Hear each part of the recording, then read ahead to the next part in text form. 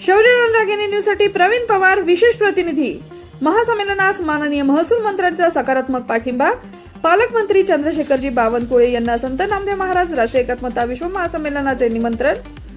नागपूर संत शिरोमणी नामदेव महाराज राष्ट्रीय एकात्मता विश्व महासंमेलनाचे आयोजन नागपूर येथे करण्यात आले असून या महासंमेलनाच्या पार्श्वभूमीवर महाराष्ट्र राज्याचे महसूल मंत्री तसेच नागपूर जिल्ह्याचे पालकमंत्री माननीय श्री चंद्रशेखरजी बावनकुळे साहेब यांचे महासंमेलनाच्या मुख्य संयोजक श्री धिरडे साहेब यांनी त्यांच्या निवासस्थानी जाऊन सदिच्छा भेट घेतली।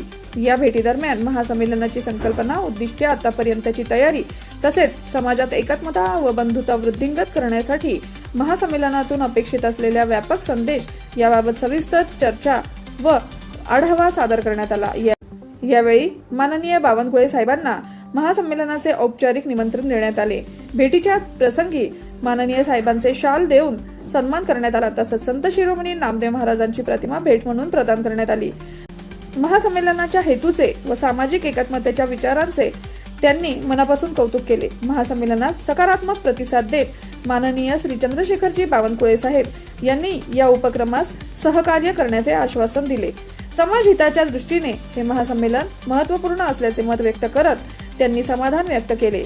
या सदिच्छा भेटीमुळे संत नामदेव महाराज राष्ट्रीय एकात्मता विश्व महासंमेलनास बळकटी मिळाली असून नागपूरसह संपूर्ण राज्यात या उपक्रमाबाबत सकारात्मक वातावरण निर्माण झाले आहे।